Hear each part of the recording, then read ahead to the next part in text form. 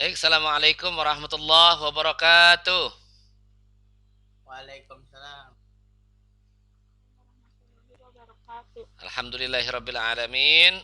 Wassalatu wassalamu ala Rasulillah Muhammad bin Abdullah wa ala alihi wa sahbihi ajmain amma ba'd. Pertama-tama adalah satu kata yang tidak dapat kita lepaskan dan tidak boleh kita lepaskan selalu, yaitu mengucapkan hamdalah. Di mana kata ini adalah sebuah kebutuhan untuk kita. Kenapa kita butuh?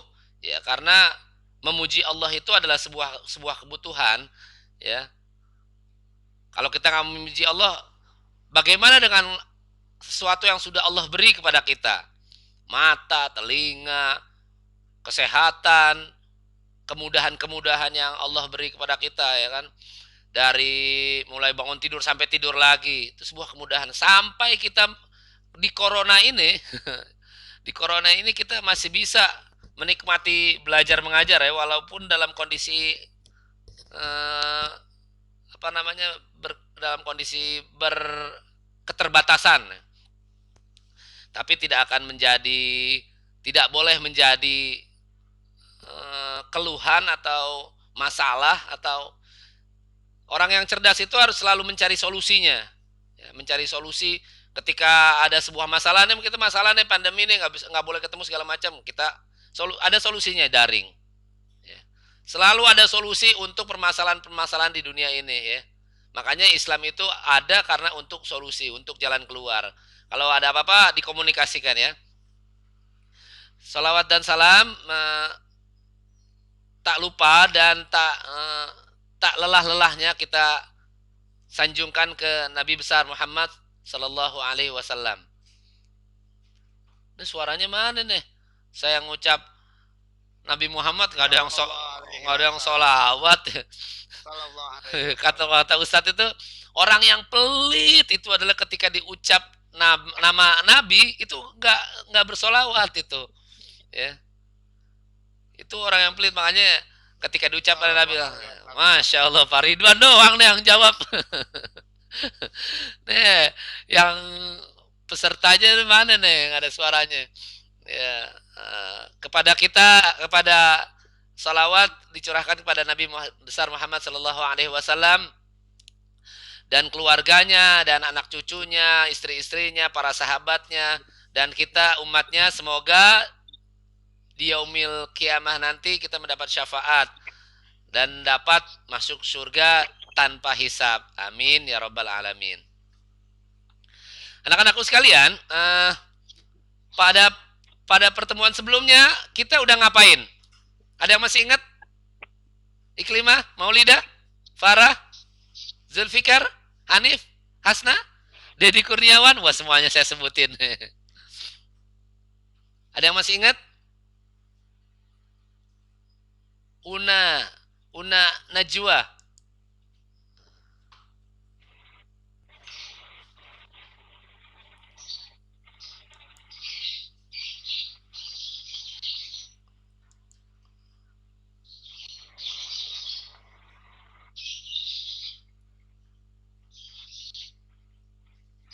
Mic-nya siapa tuh kebuka tuh, ada suara-suara burung. Wah, indah bener ya kan. Ada yang bisa jawab? Silakan jawab. Pertemuan sebelumnya kita ngapain? Siapa tuh? Siapa suaranya, siapa tuh?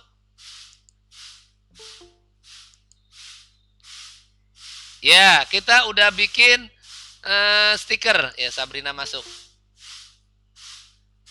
Kita udah bikin stiker label karena kita pembahasannya itu adalah pelabelan. Nah, sebelum Farah Mutiara tadi Pak iya, yang jawab. Farah Mutiara di sini nggak nampil itunya. Soalnya saya sambil record ya. Ya, ya, pada pertemuan sebelumnya kita udah ngebahas tentang pelabelan. Apa sih fungsinya pelabelan? Coba kita review dulu sebelumnya ya. Ada yang bisa jawab? Kenapa? Nanti kita mau buat produk. Kita kan udah buat produk. semester di tengah semester kemarin. Oh, oh ya ya saya tahu. Iya dong. Sekarang kita lagi ngebahas bagaimana produk itu bisa ada nilai jual. Kita lagi fokus di situ. Kalau udah bisa produksi, bagaimana produk ini punya nilai jual? Ya, tadi siapa tuh yang bertanya? Farah ya? Siapa Farah ya tadi ya? Farah. Mana Farah? Farah absen nomor 10 ya? Yang nanya mau Linda tadi Pak. Oh, mau Linda. Yang pertama Farah, yang kedua mau Linda. Iya, mau Linda. Makasih Pak Ridwan.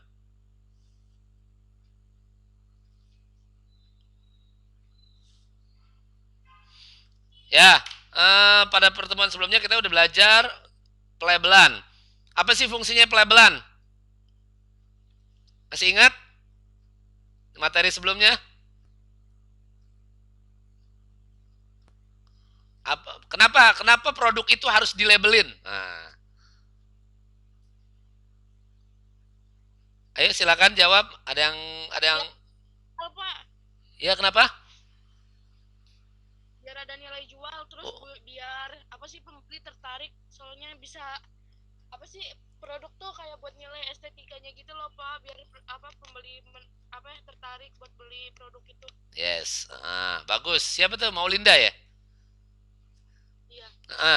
Yang lain ada yang bisa jawab? Bisa menambahkan mau Linda?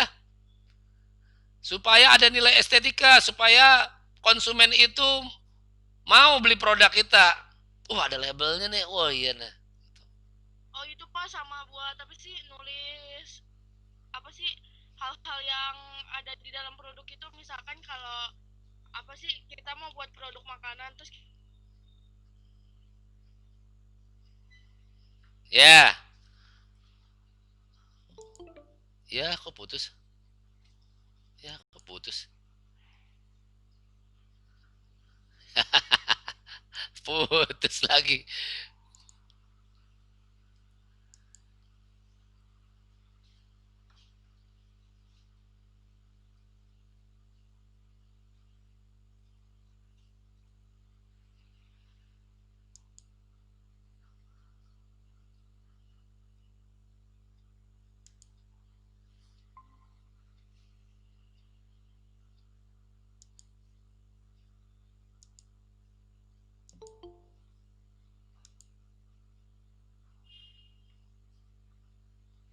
Ya, mohon maaf saya tadi keluar sih putus nih internetnya. Ya, ya bagus ya tadi jawaban dari Maulinda ya. Jadi fungsinya salah satu label itu adalah mendeskripsikan sebuah produk. Jadi kenapa produk itu dilabelin supaya orang itu tahu pada sebelum sebelum dia mengkonsumsi sebuah produk itu informasi. Memberikan informasi atau mendeskripsikan sebuah produk. Jadi sebelum sebelum dia nyobain, ini apa nih? Dia ada bayangan. Oh ini coklat. Oh ini mainan. Oh ini tumbuhan. Oh ini makanan. Oh ini dan seterusnya. Ada gambaran dia. Gitu. Ya, ada deskripsi atau apa namanya menginformasikan sebuah produk. Tuh fungsinya label. Oh, dan ada fungsi lain lagi. Fungsi lain lagi yaitu adalah ini yang banyak orang tidak fokus di situnya atau menyepelekan. Fungsi label itu adalah sebagai hak cipta. Sebagai hak cipta. Jadi sebuah produk itu bisa dihargai apapun ya. Karya itu harus dihargai ya. Bagaimana caranya? Yaitu dengan hak cipta. Salah satu fungsi label itu adalah menghak ciptakan sebuah produk. Jadi, ini bikinannya Farah Mutiara nih. Oh, ini bikinannya Maulinda. Oh, ininya bikinan Hasna gitu. Makanya dilabelin. Jadi, kalau bahasa kerennya tuh tidak piracy, tidak dibajak. Tidak mudah dibajak gitu. Ya makanya ada label. Dia melindungi secara hukum ya dari pembajakan label itu. Apalagi sudah terdaftar ya. Ini kita skupnya skup kecil aja lah. Label kita belajar bagaimana cara bikin labelnya gitu ya. Udah ya, berarti udah paham ya pada pertemuan sebelumnya kita review sedikit ini ya.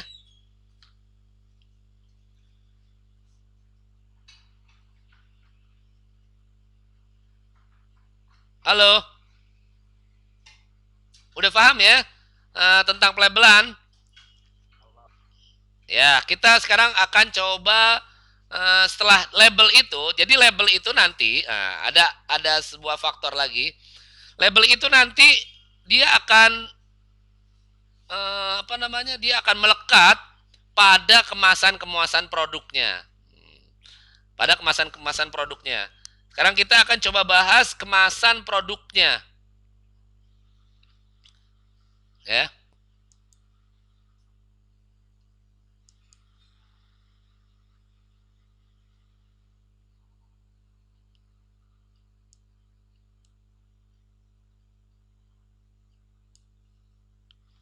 Ada yang tahu apa sih yang disebut kemasan?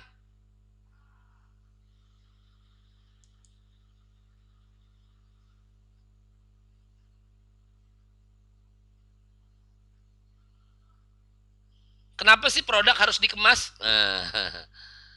Itu Pak, itu harus dikemas supaya awet. Ya, supaya awet katanya. Menjaga dari Kerusakan. Yes. Nah, jadi produknya supaya nggak gampang rusak. Makanya dikemas. Ada lagi jawaban yang lain? Kenapa produk harus dikemas? Agar produknya bersih. Ya, menjaga higienis. Supaya produknya tetap bersih. Ada lagi? Farah Maulinda. Tadi Farah Maulinda. Hasna, suaranya mana nih Hasna nih?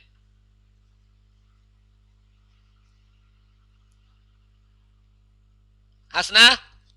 Iklimah? Dedi Kurniawan, Sabrina, Zulfikar? Kenapa produk itu harus dikemas? Atau kenapa sebuah produk itu butuh kemasan? Tadi udah dijawab. Supaya tidak mudah rusak. Menjaga kebersihan, higienis. Jadi orang yang mengkonsumsinya tidak takut. Tidak takut ada penyakit di situ. Ada lagi yang bisa menambahkan?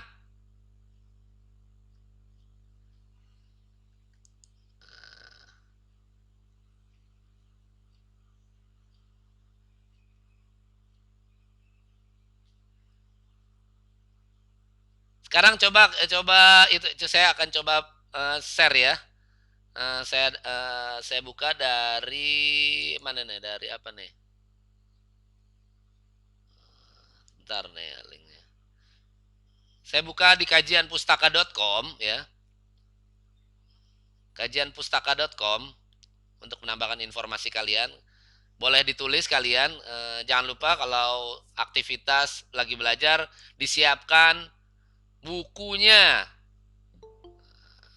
alat tulisnya, dan selalu yang tadi ya kita ngomong ya, ngomongin kebersihan. Always selalu bersih ruang belajar kalian. Ya, itu nggak boleh lupa itu, ya kan? Bahkan Islam aja ngajarin an-nazafatu minal iman. Ya.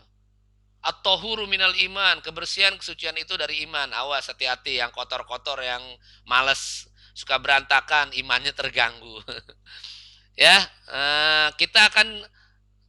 saya akan share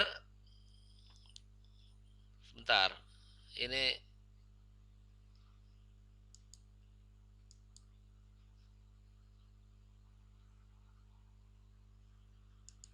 nah, ini dia nih. Aduh.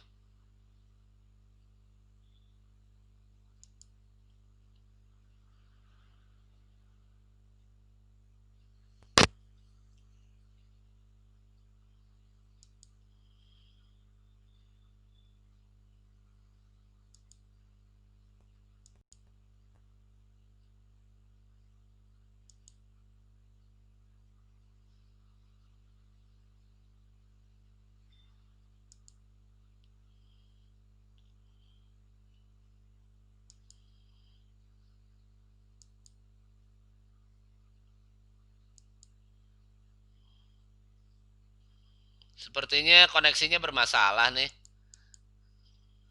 Melemah. Mohon maaf ya. Ada gangguan sedikit. Saya nggak bisa presentasi kok ya. Sebentar.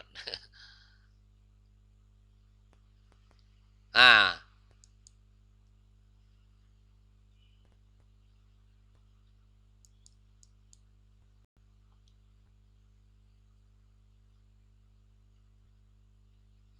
sudah kelihatan anakku? Sudah terkoneksi?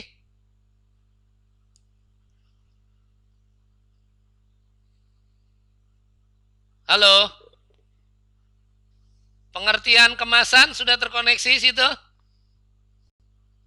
Saya ambil informasinya dari kajian pustaka.com.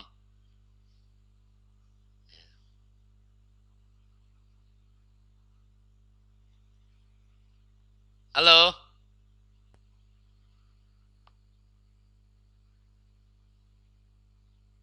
Halo. Sudah terlihat tampilannya? Sudah berubah tampilannya? Pengertian kemasan? Belum, masih belum connect ya? Udah. Ada yang udah ya? Yang udah, yang belum boleh disiapkan alat tulisnya, kalian boleh tulis atau nanti kalian bisa japri saya untuk informasi lebih lanjutnya. Ya, di kajian pustaka.com, pengertian kemasan yaitu adalah desain kreatif yang mengaitkan bentuk. Nah, jadi kemasan itu adalah desain kreatif. Sebentar, ada yang masuk nih.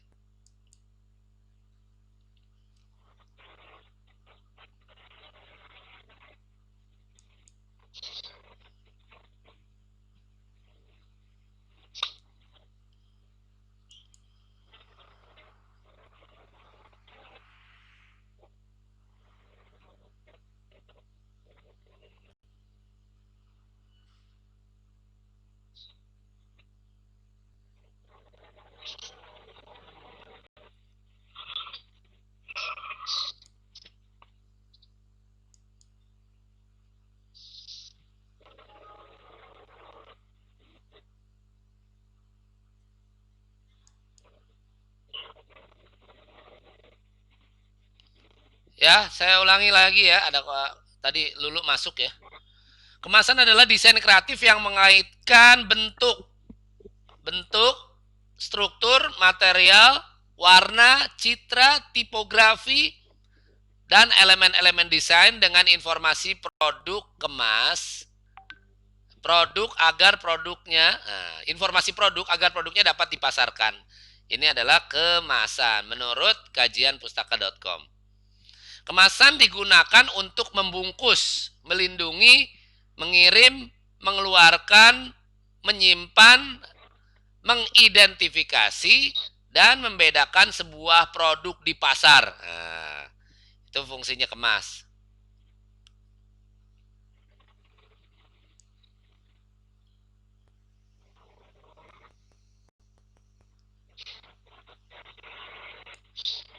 Ya, fungsi kemas.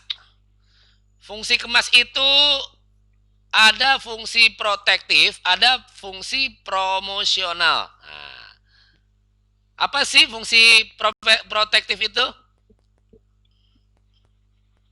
Aduh, disebutkan tuh. Udah disebutin sama siapa, mau Linda sama siapa tadi? Farah, ya. Itu maksudnya itu fungsi protektif. Yaitu dia menjaga supaya produknya tidak rusak, produknya tetap higienis ya.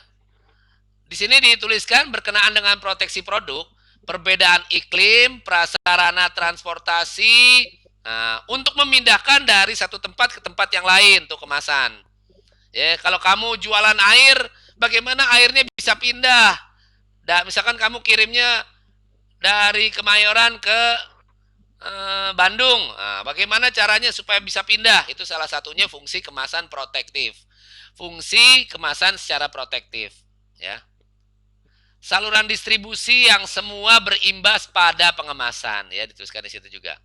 Dengan pengemasan protektif, para konsumen tidak perlu harus menanggung resiko pembelian produk rusak atau cacat. Nah, menjaga dari kerusakan yang tadi ya. Terus selanjutnya ada fungsi promosional. Nah, fungsi promosional supaya orang tadi siapa yang bilang tuh? Supaya produknya bisa dikenal orang banyak. Oh, inilah secara fungsi ada nilai promo di situ. Ya. Peran kemasan pada umumnya dibatasi pada perlindungan produk. Ya. Perlindungan produk. Namun kemasan juga digunakan sebagai sarana promosional. Menyangkut promosi, perusahaan mempertimbangkan preferensi konsumen menyangkut warna, ukuran, dan penampilan. Nah, ini yang disebut estetika nih, berhubungan nanti dengan ilmu seni kamu. Ya, ngomongin desain.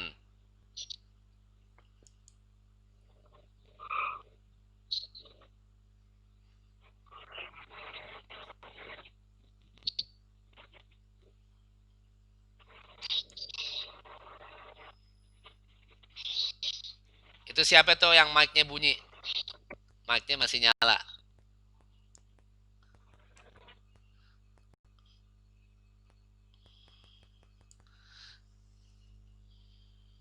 Salah satu ahli dalam bidang ini namanya adalah Kotler. Menurut beliau, ya, terdapat 4 fungsi kemasan sebagai satu alat pemasaran. Fungsi pertama yaitu adalah self-service. Kemasan semakin berfungsi lebih banyak lagi dalam proses penjualan. Di mana kemasan harus menarik. Nah, harus menarik bikin kemasannya, desainnya, warnanya, desainnya, menyebutkan ciri-ciri produk, ya, mendeskripsikan produk itu, meyakinkan konsumen dan memberi kesan menyeluruh yang mendukung produk itu. Itu fungsinya self-service. Terus fungsi yang kedua adalah consumer efficiency. Konsumen bersedia membayar lebih mahal bagi kemudahan penampilan, ketergantungan, dan prestise dari kemasan yang lebih baik. Jadi konsumen itu rela dia bayar mahal karena dia sudah ketergantungan, ya. Dia prestise kemasannya lebih baik. Jadi kalau prestise kemasannya lebih baik, konsumen rela mengeluarkan duit. Makanya ada beberapa produk yang harganya luar biasa, menjulang tinggi, tapi ada juga yang beli, ada konsumennya, ada penikmatnya, walaupun harganya tinggi. Nah, itu Kak, karena konsumen affluence. Terus fungsi selanjutnya adalah company and brand image. Ya. Ini udah ngomongin kalau produknya sudah besar, jadi sebuah perusahaan, ya. Perusahaan mengenal baik kekuatan yang dikandung dari kemasan yang dirancang dengan cermat dalam percepatan konsumen mengenali perusahaan. Jadi perusahaan mengenal baik kekuatan yang dikandung dari kemasan yang dirancang dengan cermat dalam mempercepat konsumen mengenali perusahaan. Jadi konsumen paham dengan perusahaannya. Oh, ini produknya bintang 7. Oh, ini produknya. Jadi company dan brandnya tuh merek dagangnya perusahaan itu sudah termasuk di situ. Ya. Jadi masuk ke dalam fungsi kemasnya. Yang terakhir adalah innovational opportunity, ya. Apa itu? Yaitu cara kemasan yang inovatif akan bermanfaat bagi konsumen dan juga memberi keuntungan bagi konsumen. Ya. Selalu berinovasi, ya kan?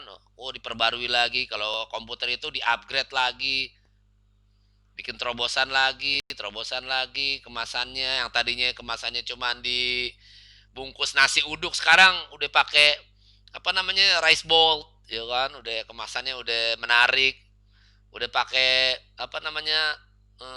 box yang ramah lingkungan.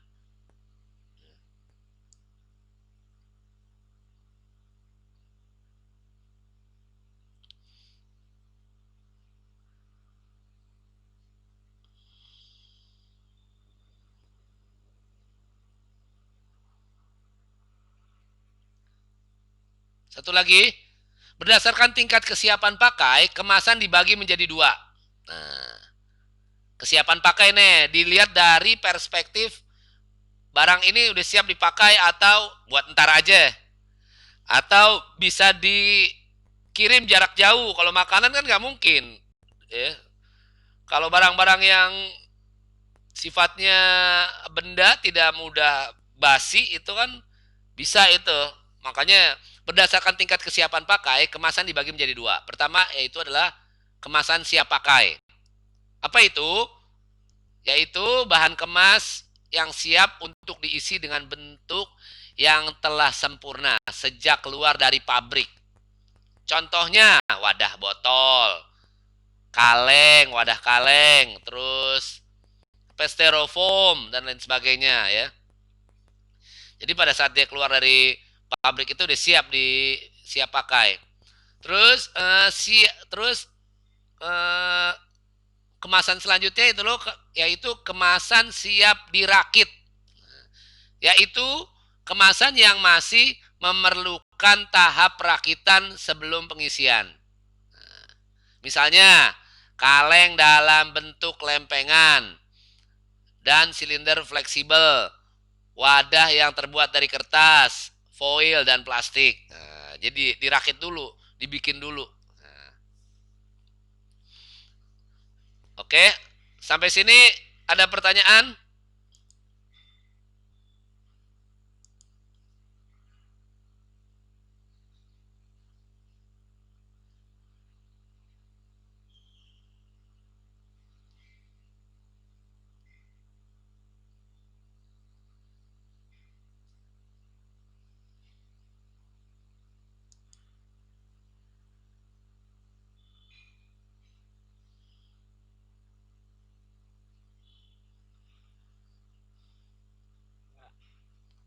Zulfikar, kenapa?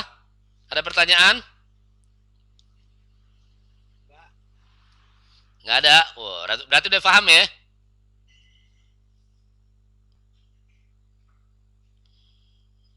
Yang nanya saya kasih nilai. Wih. Bertanya itu adalah bagian dari ilmu kalau kata ulama itu. Kalau kata ulama itu bertanya itu bagian dari ilmu. Kenapa? Orang yang bertanya dia otaknya bekerja.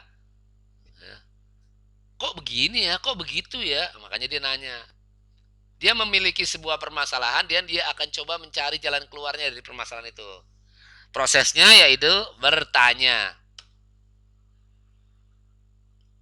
Berarti udah pinter-pinter nih semuanya di sini nih. Lulu, Oke, Pak. ada pertanyaan? Ada yang bisa ditanyakan? Udah, Enggak. weh, udah paham ya?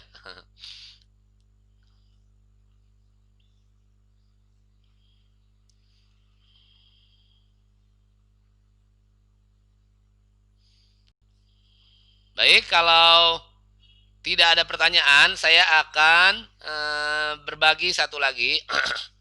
Berbagi video. Ini sudah saya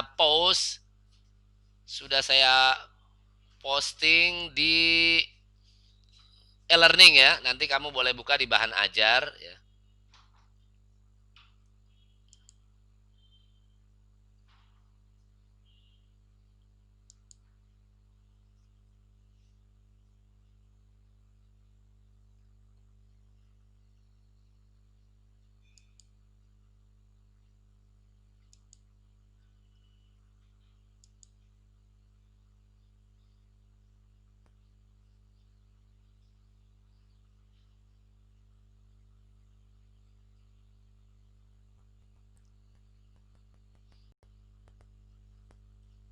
Kita sampai jam, tunggu sebentar saya lihat jadwalnya. Kita sampai jam setengah 9 ya. Saya akan silakan diperhatikan. Ini adalah ada sebuah video, saya buat video ini. Saya buat kemasan paling sederhana itu yaitu adalah paper bag. Saya coba buat video ini untuk kalian. Nanti kalau ada yang kurang jelas ditanyakan atau kalian boleh buka versinya. Kalau di sini putus-putus koneksinya, kamu bisa buka di e-learning ya, di bahan ajar ya. Tada, jadi tenteng. Ahlan wa sahlan. Bismillahirrahmanirrahim. Udah mulai ya? Oke. Nggak ngomong-ngomong sih, bilang dong kalau udah mulai. Oke, assalamualaikum warahmatullahi wabarakatuh.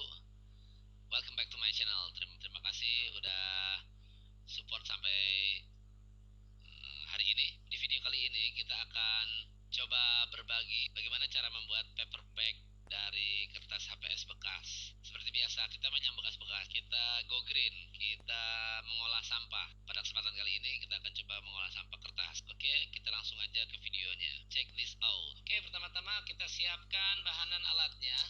Bahan dan alatnya kita punya cutter atau pemotong, pisau, ada alat tulis, pulpen, terus ada penggaris, ada double tip, dan bahan dasarnya yaitu kertas HPS bekas. Langsung aja kita masuk ke proses pembuatannya.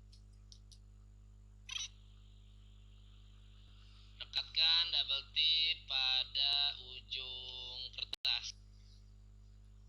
Setelah itu kita lipat jadi dua, enggak jadi dua ya, maksudnya ini double tipnya disisakan karena untuk melipatkan kertas yang berdouble tip kepada kertas sebelahnya yang tidak ada double tip. Setelah itu kita satukan kertasnya yang sudah double tip, kita rekatkan pada kertas yang sudah kita lipat. Hasilnya seperti ini.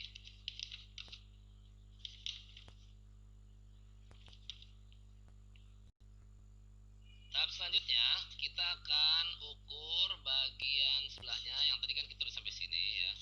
Kita akan ukur harus sama ya, kanan dan kirinya. Selanjutnya kita akan lipat. Kita akan lipat bagian yang sudah digarisi. Seperti ini penampakannya. Selanjutnya kita temukan sisi dengan sisinya. Ini ada garis nih.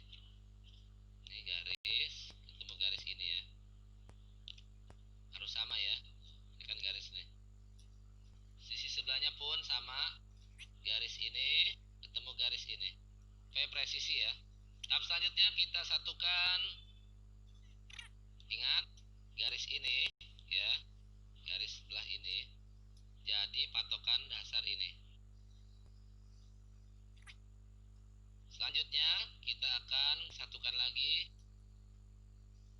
Kalau bisa presisi ya garisnya ya. Kita akan coba ukur supaya menjadi segitiga, supaya presisi.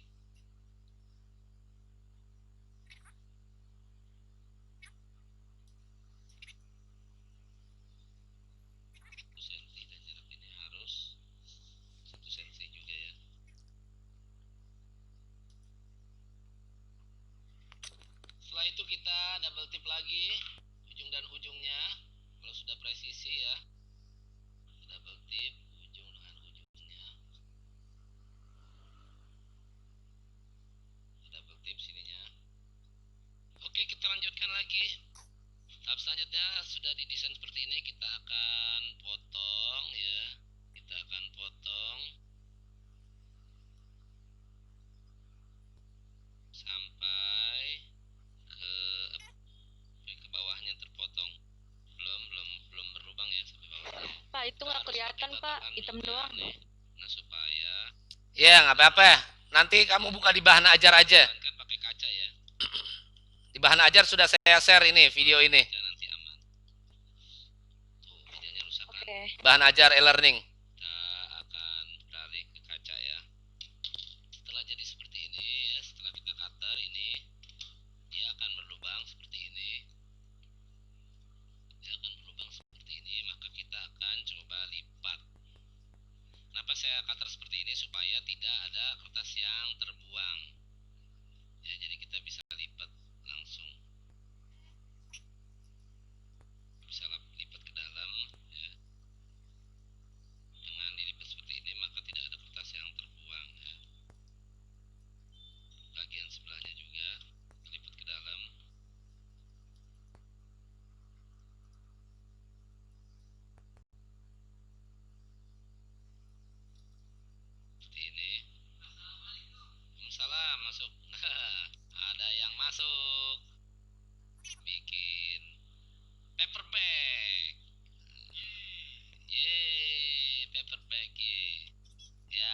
kalian boleh warnain sesuai dengan selera, dengan estetika yang ada ya.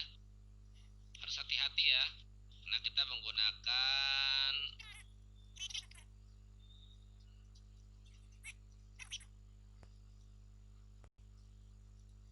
yes, nih, dan ke dalam juga.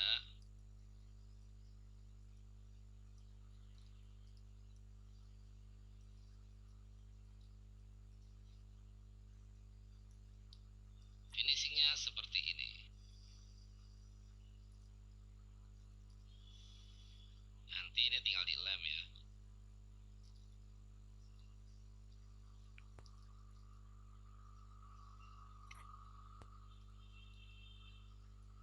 Kalau sudah, bisa kalian hias dengan stiker yang kemarin kalian buat ya. Beri contoh seperti ini. Ini ada stiker yang kemarin kita buat pada video sebelumnya.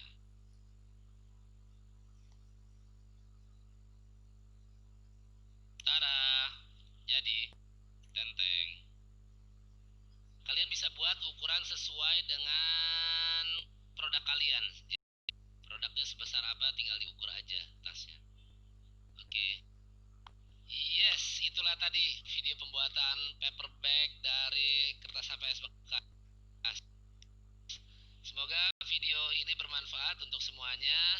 Kurang lebihnya saya mohon maaf. Dan Allah wa iyyakum ajmain. Wassalamualaikum warahmatullahi wabarakatuh. Sampai jumpa di video-video selanjutnya.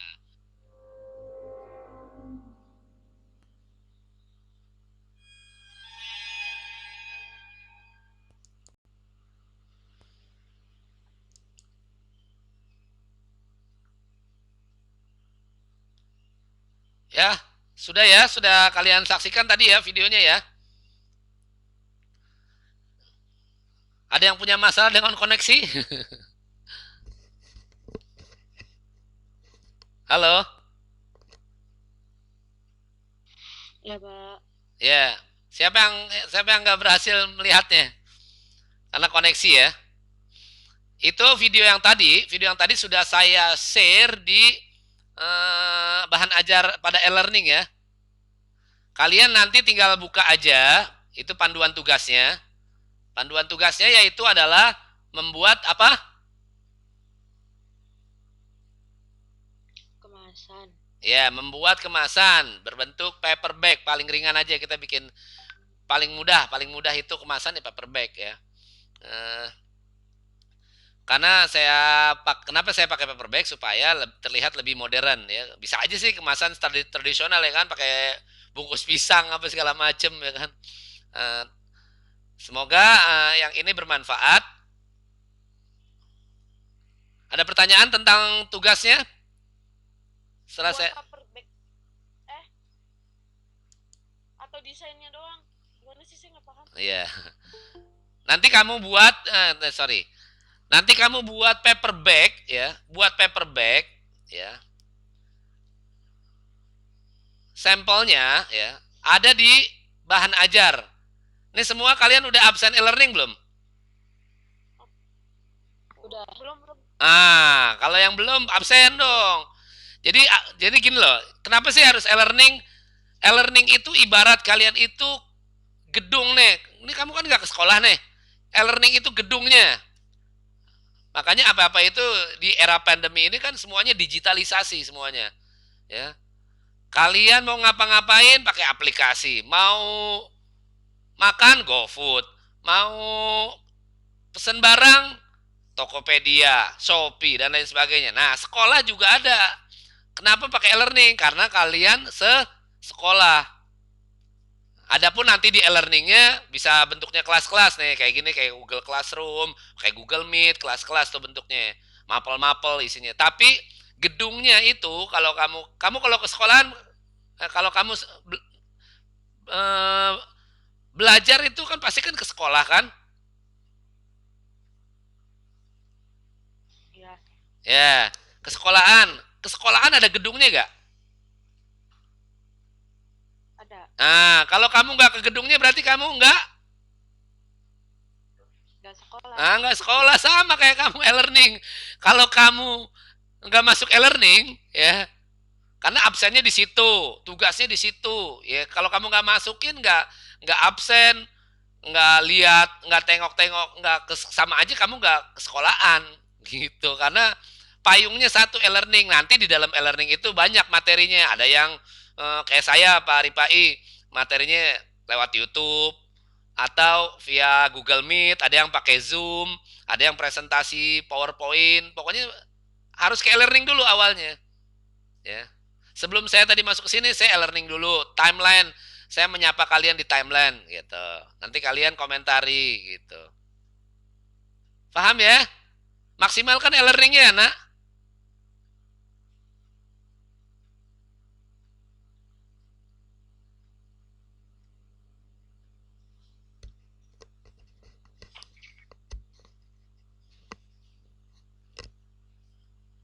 Baik, kalau tidak ada pertanyaan, kalau tidak ada pertanyaan, saya kira cukup ya.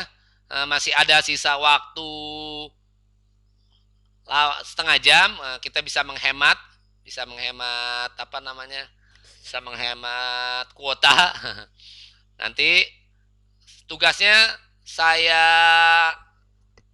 arahan tugasnya saya masuk ke e-learning dulu ya. Nanti kalian buka di e-learning, nanti ada tugasnya. Estimasinya seperti biasa 24 jam ya. 24 jam estimasi unggahnya. Kalau sudah lewat dari itu, kalian bisa kirim di timeline kelas linknya. Silakan kalian unggah dimanapun. Kalau keluar dari estimasi, tentunya nilainya jadi berkurang, nilai kedisiplinannya. Ya, kalau kamu disiplin, ketepatan waktu pengumpulan, maka saya naikin nilainya. Kalau kamu tidak tepat, kurang disiplin dari ketepatan pengumpulan tugas, maka saya kurangi nilainya. Dan kalian masih bisa mendapat nilai dengan mengunggah dimanapun. Misalkan kalau yang punya akun YouTube, misalkan pakai akun YouTube, pakai Google Drive, linknya diposting di timeline kelas. Paham?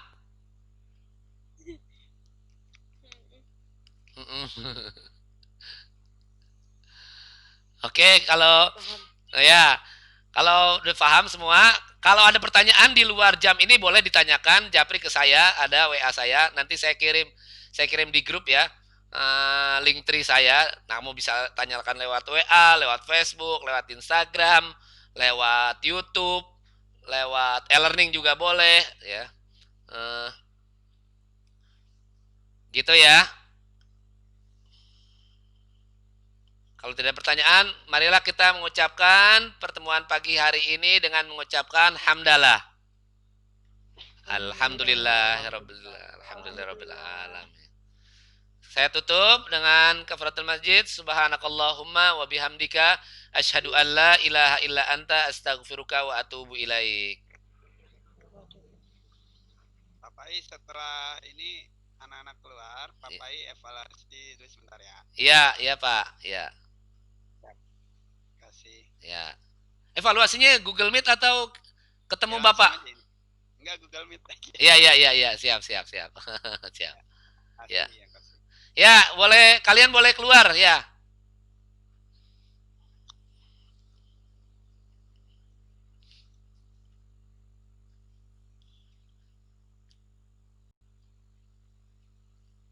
Ini rekamannya jalan terus sampai gimana Pak Ridwan? Apa di stop rekamannya? Pas evaluasi ini.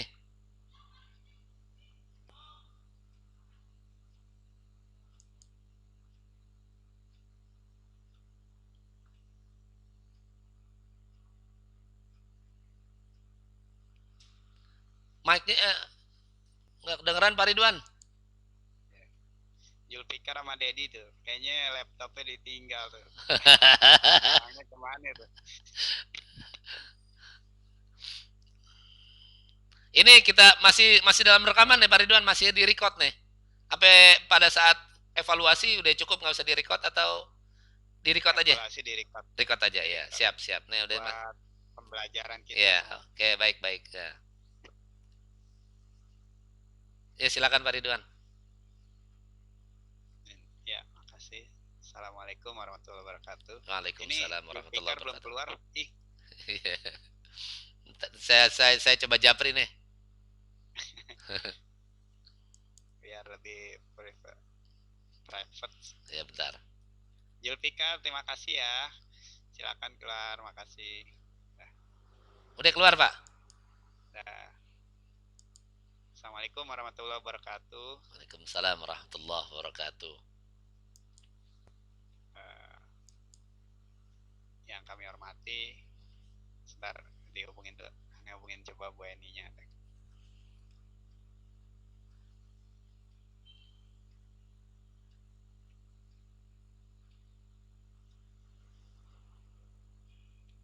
Ya, Assalamualaikum. Assalamualaikum Waalaikumsalam warahmatullahi wabarakatuh.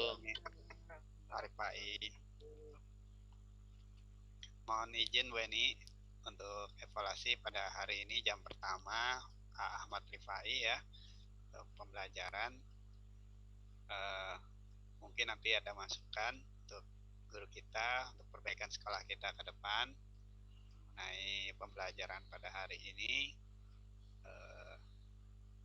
Kami mohon untuk masukannya Ibu. Untuk dari saya nanti juga Bapak akan sharing aja ya Bapak ini ya. Yeah. Jadi untuk perbaikan, bukan saling menilai yang kayak gimana gitu. Yeah, siap. Perbaikan aja ke depan. Untuk itu kami persilakan kepada Ibu Eni untuk memberikan masukan-masukan kepada guru kami. Makasih. Silakan dipersilakan Ibu Eni. Baik. Terima kasih Pak Ridwan. Assalamualaikum warahmatullahi wabarakatuh. Waalaikumsalam warahmatullahi wabarakatuh. Terima kasih juga untuk Madrasah Aliyah Mudasiriyah ya, yang mana program supervisi berjalan ya, dimulai kemarin hari Senin. Alhamdulillah hari kedua bisa dilaksanakan juga. Mohon izin Pak Ridwan dan Pak Rifai ya, Ya, Bu. dalam hal ini supervisi pembelajaran memang mutlak ya, harus memang dilakukan setiap semester. Jadi jangan ada mindset yang berpikir bahwa supervisi adalah penilaian. Sebenarnya untuk supervisi ini tujuannya adalah refleksi pembelajaran untuk perbaikan. Jadi kalau ibaratnya kita berkaca kan hanya kita saja ya yang bisa melihat, tapi kalau misalnya kolaborasi dalam hal ini pengawas, tim supervisi dari madrasah bisa bukan mencari kesalahan tapi untuk proses perbaikan mutu tentunya ya Pak Rifai dan kawan-kawan semuanya. Ya, Bu. Mohon maaf Pak Rifai, jadi mungkin yang pertama yang saya pahami ya, untuk yang pertama kali itu persiapan, mohon maaf, persiapan barangkali untuk ke depan. Link itu sudah lebih awal. Iya, Bu. Saya pikir Dia telat ya, Bu ya. Sehingga menyebabkan anak-anak juga belum dapat infonya. Jadi itu kendala. Mungkin ya dicari juga kendala, kemudian berikut solusinya. Kenapa gitu? Apakah kendala sinyal atau apa gitu kan? Kita mengevaluasi itu kan nanti ada tindak lanjut supaya ke depan ini tidak terjadi lagi ya, waktunya bisa on time gitu, seperti apa. Kemudian yang kedua, kalau untuk materi kontekstual ya, kontekstual itu artinya bahwa ini ya sangat memasyarakat ya, anak-anak juga langsung gitu, langsung bisa diterapkan ya materi tadi yang Bapak sampaikan. Sangat-sangat inilah sangat menarik menarik ya, sangat menarik. Hanya saja Pak Rifai eh, ini ya agak pasif sehingga tidak ada interaksi. Iya, Bu. Siswanya kelihatan pasif gitu ya. Padahal menarik gitu di sela-sela Bapak atau setelahnya ini ada diskusi aktif gitu. Ada yang punya kreativitas, mungkin dia akan atau punya inovasi yang seperti apa gitu. Ini belum nampak gitu rupanya. Iya, betul, Bu.